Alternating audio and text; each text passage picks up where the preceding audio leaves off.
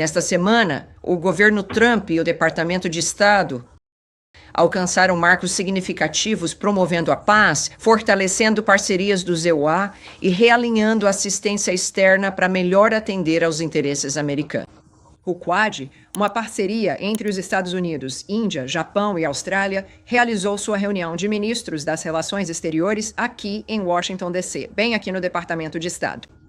Esses representantes, que juntos somam 35% do PIB mundial, avançaram em uma agenda ambiciosa para fortalecer a segurança coletiva e a resiliência econômica. Os países do Quad concordaram em expandir a cooperação e aplicação da lei marítima em todo o Indo-Pacífico, reforçando seu compromisso conjunto de defender o direito internacional e a liberdade de navegação. Eles também lançaram a iniciativa Quad de Minerais Críticos, um esforço histórico para diversificar e proteger as cadeias globais de suprimentos em setores estratégicos, garantindo que nossas economias permaneçam resilientes contra coerções. Posso também anunciar a conclusão de um importante esforço de reforma na assistência externa. O secretário Rubio comentou que a Agência dos Estados Unidos para o Desenvolvimento Internacional não implementará mais programas de assistência externa daqui para frente. O Departamento de Estado assumirá a liderança na administração dos programas de assistência externa, com uma missão que avança diretamente nosso interesse nacional, responsabilidade, estratégia e eficiência. Essa reestruturação coloca os contribuintes americanos e as prioridades do EUA em primeiro lugar, marcando um novo capítulo na liderança. Amanhã, o presidente Trump será o destaque do lançamento do América 250 na Feira Estadual de Iowa, dando início a uma celebração de um ano do 250º aniversário de nossa nação sob o lema Uma Nova Era de Grandeza Americana. A Turnê Nacional América 250 levará celebrações voltadas para a comunidade a todos os 50 estados e territórios do EUA. Por fim, nesta semana, americanos ao redor do mundo se reunirão para celebrar a independência de nossa nação. O dia 4 de julho é um momento para refletir sobre as liberdades e direitos que todos valorizamos e desejamos a todos um dia da independência seguro, feliz e significativo. E com isso, vamos responder às suas perguntas. O nós imperial, eu individual. Certo, pessoal? Sim, senhor. Pode prosseguir. Eu sei, passei direto ali. Pode ir sim, senhor. Olá, desculpe. Só uma pergunta rápida sobre o Irã. O Irã anunciou hoje que está suspendendo sua cooperação com a AIE. Surpresa. Eu gostaria de saber a sua opinião ou comentários. Sim, é claro que nós, temos um pouco a dizer sobre isso. Primeiro de tudo, eu quero deixar isso claro que usaremos a palavra inaceitável para descrever o fato de o Irã ter escolhido suspender a cooperação com a AIEA, justamente em um momento em que tem uma oportunidade de reverter o curso e escolher um caminho de paz e prosperidade. O Irã deve cooperar plenamente, sem mais atrasos. Antes de, assim como o desligamento do seu telefone, isso precisa acontecer sem demora. Antes da bem-sucedida operação militar dos Estados Unidos, o Irã estava acumulando um estoque crescente de urânio altamente enriquecido, para o qual não havia um propósito pacífico crível, e era o único estado a produzir urânio altamente enriquecido até 60% que não possui armas nucleares. O Irã deve cumprir integralmente o seu acordo de salvaguardas exigido pelo TNP, inclusive fornecendo à AIEA as informações necessárias para esclarecer e resolver questões antigas sobre material nuclear não declarado no Irã, bem como conceder acesso irrestrito à sua recém-anunciada instalação de enriquecimento. Aguardamos relatórios mais detalhados da AIEA sobre isso. Vale a pena repetir, pois avançamos tremendamente nisso sob a liderança de Donald Trump. O Irã não pode e não terá uma arma nuclear. O presidente já afirmou isso repetidamente, o secretário de Estado já afirmou isso repetidamente, e nós repetimos isso deste púlpito. E neste momento, é claro que, mais uma vez, é inaceitável que o Irã esteja optando por suspender a cooperação com a AIEA. E respondendo à sua pergunta, Daphne, sim. Obrigado. Sobre essa proposta final de cessar-fogo para Gaza, que Trump disse que Israel aceitou, ela inclui disposições para a retirada de Israel de Gaza? O presidente teve uma mensagem sobre isso ontem à noite, e vou ler para você, para que fique registrado aqui, do presidente Donald Trump. Meus representantes tiveram uma reunião longa e produtiva com os israelenses hoje sobre Gaza. Israel concordou com as condições necessárias para finalizar o cessar-fogo de 60 dias, durante o qual trabalharemos com todas as partes para encerrar a guerra. Os cataris e os egípcios, que trabalharam muito para ajudar a trazer a paz, irão apresentar esta proposta final. Espero, para o bem do Oriente Médio, que o Hamas aceite este acordo, porque ele não vai melhorar, só vai piorar. Obrigado pela sua atenção a este assunto. Quanto à sua pergunta sobre os detalhes, não vou entrar nos detalhes do que está na proposta. O Hamas disse que Israel deve se retirar do enclave. Como o governo planeja conciliar isso? Isso está abordado na proposta? Não vou dar os detalhes da proposta e vamos descobrir, mas acho que a mensagem do presidente está clara. Esta é uma proposta que precisa ser aceita, porque só vai piorar se não for. Sim, senhora. Obrigada, Temi. Um funcionário da Casa Branca disse aos nossos colegas que o governo Trump suspendeu certos envios de armas para a Ucrânia. Qual foi o papel do Departamento de Estado na decisão de pausar esses envios? Estão preocupados com a vantagem que isso pode dar aos russos? Bem, tradicionalmente, claro, nossa especialidade aqui é a diplomacia. Nós não tomamos decisões em envio de armas ou gerenciamento de armamentos durante a guerra. Temos o Departamento de Defesa. Eu recomendaria que você os procurasse quando se trata desse tipo de decisão. Ao mesmo tempo, temos algumas coisas que posso dizer a você sobre isso.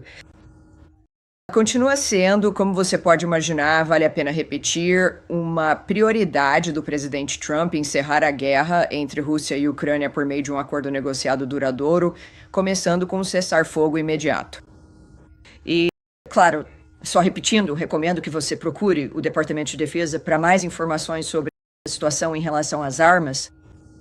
Anna Kelly, uma porta-voz da Casa Branca, também observou: esta decisão foi tomada para colocar os interesses da América em primeiro lugar após uma revisão do Departamento de Defesa sobre o apoio e a assistência militar do nosso país a outras nações ao redor do mundo. A força das Forças Armadas dos Estados Unidos permanece inquestionável. Basta perguntar ao Irã. Também, em uma declaração de Elbridge Colby, do dia 2, que foi ontem, no Departamento de Defesa, que o Departamento de Defesa, abre aspas, continua a fornecer ao presidente opções robustas para continuar a ajuda militar à Ucrânia. Ao mesmo tempo, o departamento está rigorosamente examinando e adaptando sua abordagem para alcançar esse objetivo, enquanto também preserva a prontidão das forças do ZEUA para as prioridades de defesa da administração. Posso perguntar rapidamente sobre o GHF? O Departamento de Estado anunciou na semana passada que vocês aprovaram 30 milhões de dólares. Algum desse dinheiro já foi liberado? E se sim, quanto? Foi totalmente aprovado, mas ainda não foi liberado. Existe um processo, como vocês podem imaginar, dentro do órgão, em relação à liberação de quaisquer fundos. Richard Bush, que serviu a 6 secretários de Estado, foi um diplomata estimado e um porta-voz muito respeitado. Quero lhe perguntar sobre o fim da USAID, o fim da Agência dos Estados Unidos para o Desenvolvimento Internacional, que foi completamente absorvida pelo Departamento de Estado de uma forma muito diferente e com novas diretrizes. De acordo com The Lancet, uma revista médica britânica muito respeitada, a USAID foi responsável por salvar 90 milhões de vidas ao longo de 2 décadas. A American Aid foi responsável por isso, André. Vou te corrigir agora mesmo. A USAID era um órgão do governo dos Estados Unidos que distribuía fundos dos contribuintes ao redor do mundo para ajuda humanitária para uma variedade de projetos diferentes. Foi o governo dos Estados Unidos, e quando se trata da ajuda, não é um departamento, mas a natureza do que este governo, sob várias administrações, aprovou. Vamos manter isso em mente. Posso continuar? Sim, por favor, mas eu queria. Isso é algo que vale a pena corrigir. E o ex-presidente Bush, que foi responsável pelo PEPFAR, com maiorias bipartidárias no Congresso durante anos, sugeriu que a salvação de 25 milhões de vidas através de medicamentos antirretrovirais. É sobre HIV, AIDS e tuberculose. É algo que a equipe da USAID, porque ele enviou isso para a equipe da USAID num vídeo, e ele disse: vocês deveriam se orgulhar disso e que Deus abençoe a todos vocês pelo que fizeram. Então, eu só queria perguntar como isso vai ser reconstituído, porque o pré-secretário, escrevendo no Substack S, descreve isso como um desperdício e como algo que não cumpre as metas do ZOA em categorias amplas. E é muito contrário ao que republicanos e democratas têm dito no Congresso há anos. Bem, sim, não, é verdade, inevitavelmente. Ele cresceu e se tornou algo que estava além do que deveria fazer. Claramente, há algumas opções muito boas e ajuda que foi entregue, e essa ajuda foi mantida, mas o que descobrimos foi algo inaceitável. Temos discutido isso de forma transparente desde o início da administração Trump e do Departamento de Estado do secretário Rubio, que isso... E eu acho, eu terei que repetir, que ao passado, coisas que aconteceram no passado, certamente ajuda que foi concedida e que foi mantida, e outra ajuda que não estava alinhada com as prioridades dos Estados Unidos, ou que certamente o governo Trump e o Departamento de Estado de Rubio acharam apropriado, então eles tomaram medidas a esse respeito. Também é o que eu disse repetidamente, mesmo que o mecanismo tenha mudado, porque ele cresceu de forma que ficou incapaz de funcionar de uma maneira em que até mesmo auditorias fossem algo fácil de fazer, houve uma recusa em permitir uma auditoria no início desta administração. Havia uma sensação de que era alguma organização independente, não algo associado ao governo dos Estados Unidos. Tudo isso é absurdo. Isso levou, sim, a uma ação dramática para examinar, revisar e auditar a entidade. Nós fizemos isso. Uma grande quantidade de ajuda permaneceu. Uma grande parte foi suspensa ou cortada completamente. Isso se encaixou bem na necessidade de reformar o governo como um todo por meio da ordem executiva do presidente para isso e para economizar dinheiro. Vou repetir novamente. Samantha Powers, a última diretora da USA na administração anterior, no final de 2024, reclamou em declarações públicas que, quando começou, apenas 7% do dinheiro da ajuda destinado a vários projetos e grupos chegava ao seu destino pretendido, e isso por causa da burocracia e das camadas de contratados, e ela se orgulhava de ter conseguido aumentar esse número para 10%. Todos nós concordaríamos que isso é inaceitável e que mesmo que você corte a quantidade de dinheiro que sai, isso não significa que os serviços serão cortados. Isso não significa que os benefícios serão cortados. Na verdade, isso poderia significar mais serviços, mais benefícios com menos burocracia, com os serviços chegando diretamente às pessoas que precisam. Eu vou terminar, você declarou uma série de coisas que eu acho que são lamentáveis. E o povo americano merece ouvir uma resposta, porque nós também descrevemos. Você perguntou, como isso ficará agora? Com essa reorganização, ela se encaixa dentro do objetivo de garantir que as pessoas designadas para essas regiões, e nós temos isso, aqui chamamos de departamentos, as pessoas que são responsáveis por analisar o que está acontecendo em determinada região do mundo, são os especialistas nesse sentido, que a assistência externa para essa região agora ficará sob o departamento responsável por ela, em vez de estar em uma burocracia enorme que nem sequer está localizada em nosso prédio, lidando com países e regiões separadamente, sem envolver os especialistas daqui que realmente entendem o que essas regiões podem precisar. Será mais eficiente, será mais eficaz. Não estamos acabando com a ajuda externa. Estamos tornando-a mais ágil. Estamos operando na velocidade da relevância para garantir que os milhões e bilhões de dólares que gastamos em ajuda cheguem aonde devem chegar. Não há motivo para se orgulhar quando 90%, segundo Samantha Powers, nem sequer chega às pessoas a quem foi prometido. Essas são promessas. Donald Trump faz promessas e as cumpre. Promessas feitas, promessas cumpridas. Faremos isso também agora com a ajuda externa. Com a nova estrutura de como isso vai funcionar, nós, claro, o que está em nosso DNA. Existimos, em grande parte, por causa da natureza do que os Estados Unidos representam. Como um farol de esperança para o futuro do mundo, nós morremos por esse princípio, vivemos por esse princípio e estamos dando ajuda externa com base nesse princípio. Mas será funcional, será auditável, saberemos para onde está indo e veremos resultados. Hora da pergunta. Tudo bem, sim, senhor. Obrigada. Tenho perguntas sobre a Ucrânia. Quero pressionar você. Eu sei que você é o Dodê, mas os ucranianos, você sabe, parecem ter, tomado conhecimento disso pela mídia esta manhã. Há algum motivo por trás da falha na comunicação disso aos seus aliados ucranianos? Eu argumentaria que isso não está correto. Obviamente, talvez alguns ucranianos tenham ouvido sobre isso nas notícias. Nossas linhas de comunicação com a Ucrânia sempre foram robustas.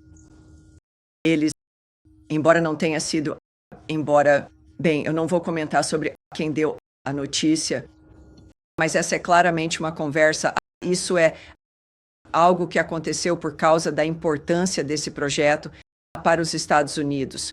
Temos sido o maior apoiador da Ucrânia emocionalmente, militarmente, financeiramente, e há um motivo para isso. Ao mesmo tempo, como também já dissemos, e o presidente disse, assim como o secretário, que de fato precisamos garantir que, porque temos uma frente global do que é importante para a América, e é por isso que temos pedido aos nossos parceiros, aliados e amigos europeus que também participem, por causa da natureza das frentes com as quais sempre lidamos ao redor do mundo, e isso às vezes é uma decisão. Ao mesmo tempo, a declaração do Departamento de Defesa deixou claro que eles têm opções robustas enquanto continuamos trabalhando para ajudar a Ucrânia no que diz respeito às opções que eles possam ter. Isso veio do Departamento de Defesa e eu não duvido disso. Então, acho que devemos ser cautelosos ao julgar a natureza do que acabou de acontecer, considerando o nosso compromisso que permanece com o país da Ucrânia. Antes de começarmos, Tami, o presidente desde o início deixou claro que seu primeiro objetivo de política externa americana na guerra entre Rússia e Ucrânia é acabar com a matança. E estas são armas defensivas que a Ucrânia Sim. usaram por esse motivo, para acabar com a matança de ucranianos pelos russos. Bem, não é preciso completar o círculo ou elevá-lo à quadratura. Nosso compromisso não mudou. A maneira como seremos capazes de assumir esse compromisso será baseada no que for melhor para a América primeiro. É o ponto de vista do presidente sua mão orientadora sobre a natureza do que precisa ocorrer. E certamente são duas nações em guerra e os Estados Unidos fizeram uma enorme diferença nesse sentido e o presidente ainda tem trabalhado para reunir pessoas à mesa porque isso só pode ser resolvido diplomaticamente. Isso, claro, é a especialidade do Departamento de Estado. E é isso que ele quer. Ele fez várias observações voltando a este assunto agora, com a situação entre Israel e Irã, pelo menos sob controle. E isso não é algo que o presidente esteja ignorando. Está claramente em nossa pauta o tempo todo. Certamente ele se referiu especificamente à natureza do massacre contínuo. É inaceitável, é uma dinâmica horrível o ataque a áreas civis. O mundo sabe disso, isso tem sido discutido. O presidente expressou sua fúria em relação a esse assunto e isso não mudou. Então, novamente, tenham cautela à medida que as coisas evoluem dia após dia. Sim, senhor. Obrigado, Tânia. Voltando a Gaza, eu sei que você disse que não queria entrar em detalhes, mas você poderia, talvez... Essa é uma questão fundamental que nos leva a refletir profundamente sobre a natureza da realidade e a validade das nossas percepções. Será que o que consideramos como existente é de fato uma verdade universal inquestionável? Ou seria apenas uma construção da nossa mente, uma ilusão elaborada que nos faz crer na solidez do que nos rodeia?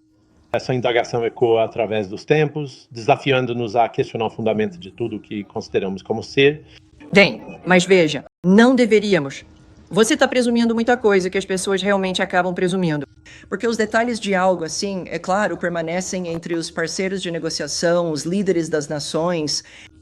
O que você costuma ver na mídia muitas vezes simplesmente não é verdade ou ou é apenas um desejo, mas seja o que for, o que todos nós percebemos, e isso não revela nada, é que o Oriente Médio mudou há algumas semanas, de forma muito dramática, mudou para sempre. E o trabalho do presidente dos Estados Unidos, graças a Deus por ele, vai garantir que essa não seja uma oportunidade perdida. Podemos afirmar isso simplesmente por ter o observado durante a maior parte de sua vida adulta, de alguma forma, mas certamente com que ele abriu mão e sacrificou para ser o líder deste país. O Oriente Médio mudou dramaticamente. Esta é uma oportunidade, em meio a esse novo mundo, de tomar um tipo diferente de decisão. Ele é otimista. O presidente é muito honesto. Às vezes ele é pessimista e deixa as pessoas saberem disso. Mais uma vez, ele é um homem transparente, o que às vezes pode ser incomum. Não estamos acostumados a sempre ouvir isso, mas é extremamente útil. Então, embora eu não saiba os detalhes do que o faz ser otimista, eu sei que posso confiar nele. Sei que não devo duvidar dele. Eu sei que entendemos que ele está no meio de algo que pode mudar a cada dia. Isso também não passa despercebido por ele.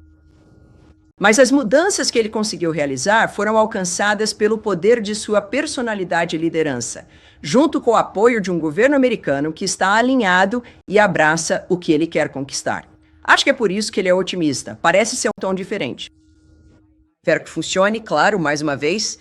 Todas essas são situações fluidas, mas ele sabe coisas que nós não sabemos. E estou ansioso para descobrir se vai ser esta semana, se vai ser na próxima semana.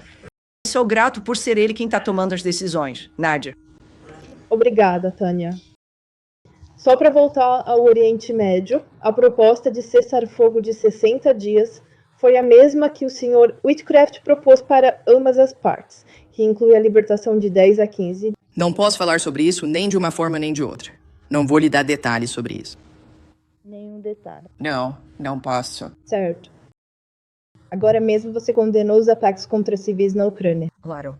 Ontem houve um ataque a um café de praia em Gaza, onde 24 civis foram mortos, incluindo os nossos colegas, uma jornalista que também foi morto.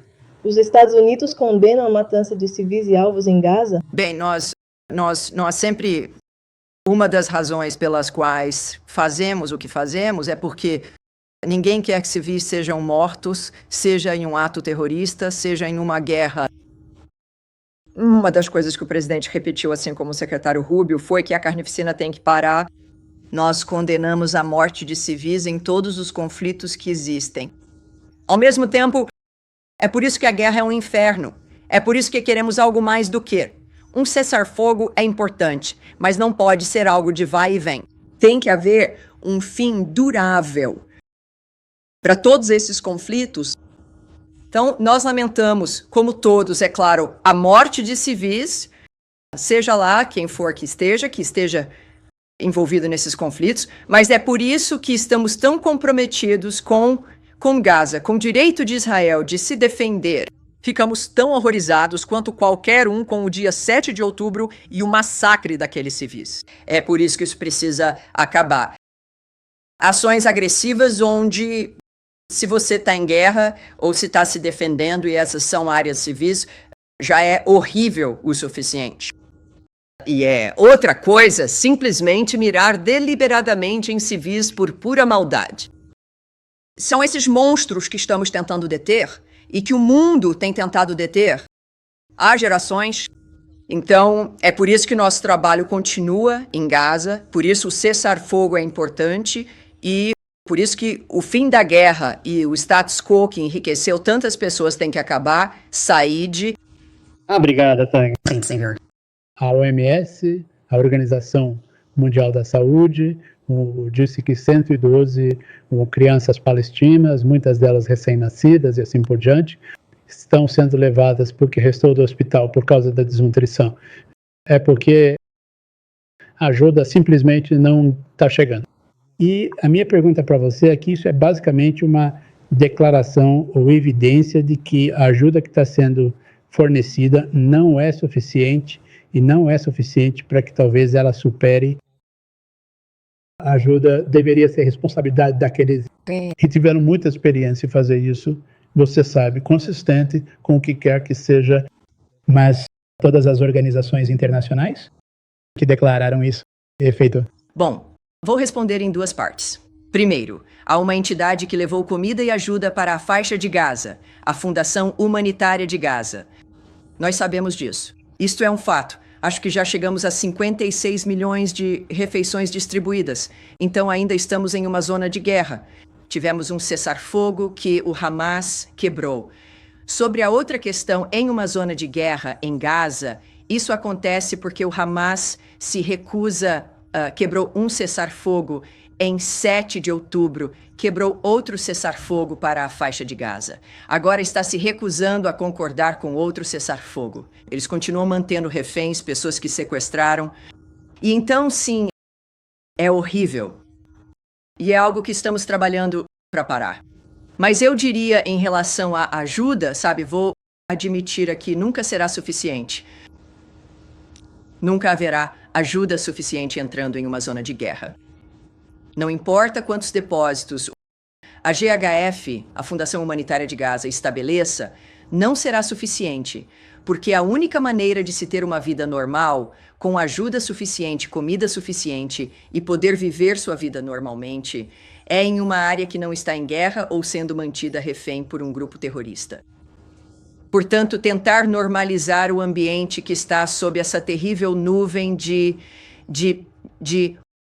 monstruosidade terrorista, do massacre de pessoas inocentes, do uso de pessoas como escudos humanos, do uso de hospitais como cobertura para suas operações, do uso de escolas como cobertura para suas operações, é algo obsceno. É desumano. Portanto, nunca vai ser... O que fizermos em meio a esse ambiente nunca será suficiente. Mas é uma chave para destrancar uma porta e chegar a um ponto em que se possa ter um cessar-fogo, ajudar aqueles que estão sendo mantidos reféns pelos terroristas e conseguir chegar a um ponto em que realmente haja um cessar-fogo, removendo aqueles que não respeitam o cessar-fogo, e então começar a construir um futuro genuinamente diferente para as pessoas daquela região. Que conceito? Então nós fazemos o nosso melhor. Sabemos que nunca será o suficiente porque a situação é obscena, incomum e antinatural, mas continuaremos fazendo até que também possamos mudar essa situação para melhor. Fim da citação. De volta para você, para o senhor. 2 tópicos, Nick. Muito obrigado. Primeiro, com todos os desdobramentos envolvendo Irã, Síria e Gaza, felizmente tem estado tudo tranquilo na frente Israel-Líbano, mas ainda há trabalho a ser feito lá. Permanecem neste momento em desarmar o Hezbollah e em fazer cumprir a resolução 1701. Eu o direcionaria ao governo israelense nesse sentido. Acho que o que mudou o Oriente Médio, além, é claro, dos danos da destruição, da aniquilação das instalações nucleares do Irã, a personalidade e o poder demonstrados por Donald Trump e o que ele está disposto a fazer, do que o governo e as forças armadas americanas são capazes. E como reflexo do nosso compromisso genuíno com a mudança, após esgotar todas as opções diplomáticas, é que ele fará o que mais for necessário para alcançar a paz. Essa é uma mensagem para todo o Oriente Médio, incluindo nossos aliados e aqueles que se destacaram como exemplo em relação à faixa de Gaza, parceiros regionais ali dispostos a intervir e ajudar a fazer a diferença para o futuro daquele lugar. Então, a maior questão, e novamente para detalhes específicos, você teria que falar com o governo israelense, mas para nós, tomamos essa decisão no ano passado, em novembro, sem saber como ela precisaria ser aplicada. Mas também é graças ao povo americano que podemos enviar essa mensagem ao mundo de que ainda estamos aqui, ainda somos a equipe em quem você pode confiar. A América importa, nós sabemos disso e nós vamos defender nosso país, que é o que ele precisa para existir e ter essa esperança para o futuro. Certo, sim, Eric. Sim, obrigado, secretário Pompeo. Queria perguntar sobre... Entendo que a decisão sobre o fornecimento de armas à Ucrânia é feita no Pentágono. Porém, sob uma perspectiva diplomática, interromper as entregas de armamentos à Ucrânia torna mais difícil persuadir a Rússia a se envolver nas conversas sobre o Tratado de Paz ou o cessar-fogo, uma vez que isso, de certa forma, ameniza a pressão que eles estão enfrentando. Essa é uma ótima pergunta, mas é bom que isso não será um fator, porque nós não pausamos o envio de armas para a Ucrânia. Este é um aspecto importante, uma situação específica, um evento que foi significativamente alterado. Como você ouviu do Departamento de Defesa, existem várias outras opções e esforços robustos em relação à situação da Ucrânia com armas. Novamente, não falo pelo Departamento de Defesa, só posso me referir à declaração deles e ao que eles afirmaram de forma muito clara. O presidente também indicou seu compromisso contínuo em relação aos mísseis Patriot. Isso não é, vou reforçar isso não é uma cessação da nossa assistência à Ucrânia ou do fornecimento de armas. Este é um evento em uma situação e vamos discutir o que mais surgir no futuro, mas tenha cuidado para não generalizar demais aqui. A importância da relação com o México, mas em particular sobre a designação pelo Departamento do Tesouro de bancos mexicanos envolvidos em lavagem de dinheiro e se isso fez parte da conversa entre o secretário e seu homólogo. Bem, além do que estava no comunicado, e para os americanos que estão assistindo, vocês também podem ver os relatos de ligações de reuniões que temos. Nós divulgamos coisas chamadas comunicados, que dão alguns detalhes de uma ligação telefônica, não tudo, não é uma transcrição. Mas você pode acessar o StateGov, lá vou eu, e você pode se inscrever. E há várias opções diferentes. Você pode receber declarações do secretário, pode receber agendas, pode receber, enfim, todo tipo de informação, e eu incentivo todos a fazerem isso.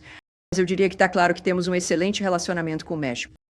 Nós temos, e eles têm sido muito prestativos em relação à fronteira. As conversas são boas. Claro, nós fizemos algumas designações que ajudam este país, mas também o mundo, ao reconhecer certas organizações terroristas estrangeiras como tal e, certamente, cartéis criminosos. Então, isso eu não vou dar mais detalhes sobre a ligação, além do que foi divulgado publicamente, na maior parte, mas posso dizer a todos que nosso relacionamento é excelente. E isso, claro, faz parte da teoria do secretário sobre diplomacia, que é sobre pessoas e sobre relacionamento, e reforçamos isso o tempo todo. Tenho a sensação de que nunca mais ouvirei Matt Lee novamente. Você sabe se o secretário vai se juntar ao presidente e ao primeiro-ministro Netanyahu na Casa Branca na segunda-feira? Ou ele tem outros compromissos? A agenda do secretário eu não posso comentar neste momento. Desculpe.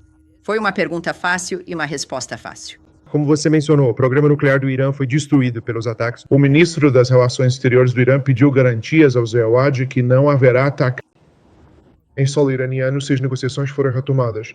Ou seja, se houver uma retomada das negociações entre o Irã e o GEUA. Qual a posição do ZEUA? Bem, mais uma vez, não vou me precipitar e prever para vocês o que o secretário ou o presidente podem decidir, porque certamente está nas mãos do presidente. Vocês ouviram meus comentários sobre a rejeição deles à IEA e aquela situação, claro, isso é lamentável e, novamente, é uma decisão muito ruim. Então, eles parecem estar, sem surpresa, tomando decisões ruins. Mas isso vai. O presidente, como vimos, também é um homem muito generoso e ele se importa com todas as pessoas e sabe que o Irã pode ser grande novamente e no entanto, isso vai depender do povo iraniano. Mas até agora eu não posso discutir o que eles podem ou não fazer a esse respeito, mas, bem, tenho certeza de que ouviremos o presidente também. Ok. Muito obrigado. Tem uma pergunta sobre a Cisjordânia. O ministro da Justiça israelense Yair Lapid disse hoje que chegou a hora de anexar a Cisjordânia ocupada. Você tem alguma reação a isso? E qual é a posição deste governo sobre uma possível anexação israelense da Cisjordânia? Bem, acho que isso é algo que a Casa Branca especificamente poderia responder para você, mas também sei que nossa posição em relação a Israel, as escolhas que faz, é que apoiamos Israel e suas decisões e como vê sua própria segurança interna. E a solução de 2 estados para o conflito israelo-palestino ainda é uma política oficial do governo do ZEUA? O que posso dizer sobre isso é que o presidente Trump é realista quanto ao estado atual das coisas. Claramente, Gaza é um lugar inabitável. Precisa ser reconstruída com a ajuda de parceiros árabes.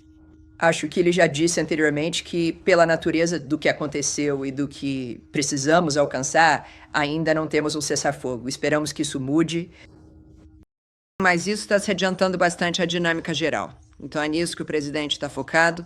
Do lado. Ok. Fique à vontade, vamos até você. Obrigado, Tânia. 2 perguntas. A primeira é sobre Israel.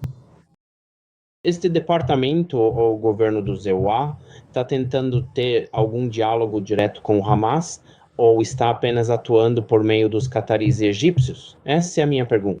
Não vou discutir a natureza das opções em um esforço diplomático como este. Certo. E a segunda pergunta, se este departamento acredita que não haverá nenhum a potencial cessar-fogo entre a Rússia e a Ucrânia, talvez até depois do verão, considerando a possibilidade de posicionar 50 tropas na fronteira com... Bem, novamente não vou especular, mas o compromisso que eu sei do presidente Trump e do secretário é que as coisas precisam acontecer rapidamente. Vimos prazos sendo estabelecidos, vimos declarações sobre esperar semanas em vez de dias para partes fazerem algo certamente para a Rússia, dar uma indicação se estava levando a sério ou não. Então, nós, obviamente, não somos uma administração que vai deixar as coisas se arrastarem por meses ou um ano, mas certamente não vou especular sobre qual pode ser o prazo para um cessar-fogo, no qual o presidente continua focado. Obrigado. Certo. E você, senhor da jaqueta bege? Muito obrigado. Como Departamento de Estado iraquiano, interpreta a recente declaração do primeiro-ministro iraquiano de que os desacordos existentes entre Bagdá e Washington poderiam potencialmente prejudicar o relacionamento entre ambos os lados? E você pode comentar sobre... Vamos analisar e verificar isso, mas pode fazer a segunda pergunta. Você pode comentar sobre relatos de que o Iraque tomou medidas para acelerar um acordo de sistema de radar com a Coreia do Sul à luz dos recentes acontecimentos regionais? Vamos retirar isso também, se o senhor não se importa. Repito, para os americanos que estão assistindo, quando retiramos algo, damos uma resposta para aquele repórter e a enviamos de volta para o senhor, e faremos isso, com certeza. Tudo bem. Olá, Tony. Só queria voltar ao USAID, dado o encerramento oficial que aconteceu esta semana. Claro. O Estado ou a administração divulgarão um detalhamento de quanto custou o fechamento da USAID para que o contribuinte possa ver isso. Por exemplo, quanto custa trazer cerca de 2 oficiais da USAID de volta do campo para o ZEUA, incluindo seus familiares? Quanto custa fazer acertos de pagamento de contratos e subsídios? Quanto custa demitir funcionários locais, etc. Adoro que agora haja perguntas sobre quantas coisas custam.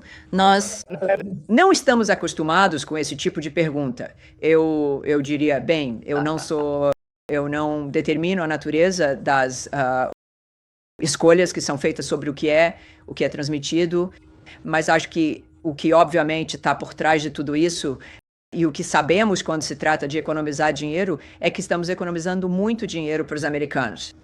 E eu sei que será do interesse, como eu argumentarei, compartilhar com o povo americano, e nós tendemos a compartilhar quanto dinheiro estamos economizando para eles. Agora, no meio do nosso trabalho, também há despesas. Sempre há. Então, custa manter esse prédio funcionando, pois também estamos economizando de outras maneiras com coisas que eram programas desnecessários. Então, nós vamos... Certamente, o povo americano verá resultados da frutificação desse trabalho. Bem, eu acho que, certamente como tem sido público no passado, certamente o governo Trump é transparente sobre o dinheiro que já foi economizado por meio de vários trabalhos, incluindo o trabalho do Departamento de Justiça. Eu não sei como isso será, e eu não vou antecipar isso. Mas eu diria que, sim, obviamente, eles vão se orgulhar da natureza do dinheiro que foi economizado e para garantir que o povo americano saiba o que esse esforço nos trouxe. Sim, senhora, de Rosa. 2 perguntas. A primeira pergunta é sobre entrega de ajuda para Gaza. Como tantos palestinos foram mortos ou feridos durante esse processo, a JAGAT está considerando alguma outra dinâmica, alguma outra forma de entregar ajuda em Gaza? E a segunda pergunta, O presidente Trump disse muitas vezes que ele quer, e tem outra visão para o Oriente Médio. Ele quer uma solução permanente para Gaza. Este é um acordo de 60 dias. Isso podemos ver isso como ele está preparando o terreno para um cessar-fogo permanente em Gaza, ou isso é apenas mais uma tentativa? O que ele faz? Ele faz porque espera que funcione e que leve ao que ele quer alcançar. Isso em qualquer dinâmica, e certamente neste contexto, como já dissemos sobre a Rússia e a Ucrânia, você não pode discutir mais nada até que os tiros parem. Você não pode discutir o que há, o que vai, como será a paz até que você pare de matar pessoas. Isso claramente, eu acho, uma dinâmica muito básica. Neste caso, claro, eu acho que quando você precisa conseguir um cessar-fogo, e então pode começar a pensar em quais serão os próximos passos. E se houver um cessar-fogo, obviamente são elementos que todos concordaram, o que também levaria então à visão do presidente Trump no final. Obviamente isso será a paz. Não vai ser o cessar-fogo mais longo do mundo. Será uma paz alcançada fundamentalmente pelas mudanças no terreno que já vimos serem implementadas nas últimas semanas. De novo, estamos lidando com... Eu vou dizer isso mais uma vez. Estamos levando ajuda para uma zona de guerra ativa. Ela ainda existe porque o Hamas não depõe suas armas, não para de matar pessoas. Tem interesse em que a ajuda chegue às pessoas? Tem interesse em que isso pare? A força deles tem sido controlar a comida, roubar a comida, usar a comida como para ganhar dinheiro, usar a comida para manter o povo de Gaza sob controle, dependente apenas deles. É perigoso ter pessoas que estão recebendo comida, que estão recebendo suas refeições, que percebem que algo diferente pode ajudar, mas além dos monstros que têm controlado suas vidas. Então, eles têm interesse em criar um ambiente horrível. É uma guerra. Eu acho que, considerando que já temos novamente 56 milhões de refeições, e isso é uma dinâmica, eu suspeito que, como em todo empreendimento, há ajustes que são feitos com base na situação. Não tenho esses detalhes, mas considerando o sucesso até agora, todos nós deveríamos estar orgulhosos do que aconteceu à medida que continuamos, porque não será suficiente chegar a um cessar-fogo e depois a uma paz duradoura, conforme orientado pelo presidente Donald Trump. Tudo bem. Sim, senhor. Você no tempo vermelho. Será isso. Obrigado. Vamos com a voa persa. Uma pergunta. Você pode confirmar os relatos de que americanos foram presos tentando deixar o Irã? Sim. E fico feliz que você tenha perguntado isso, porque ouvimos falar sobre isso muito cedo. Então, embora nós não possamos comentar sobre relatos individuais, é claro, já alertamos há muito tempo os cidadãos dos ICEWA para não viajarem ao Irã. E isso é especialmente verdadeiro agora.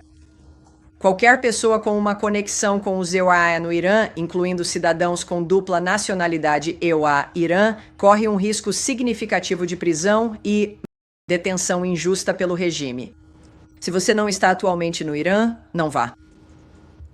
Se você está no Irã, por favor, veja nosso alerta de segurança mais recente e faça planos para sair do país com segurança. Entendemos que a diáspora iraniano-americana no Zeuara pode sentir especialmente a necessidade de ir. Nós não somos imunes a esse desejo. Você vai visitar familiares ou entes queridos. Não vá. Não faça isso. Você não pode ajudar seus entes queridos estando na prisão. Então acho que essa é a nossa posição. Agradeço a pergunta. E por hoje é só. Certo, pessoal? Tenham um maravilhoso Dia da Independência, 4 de julho, e nos veremos todos aqui na próxima semana, terça e quinta-feira, para mais.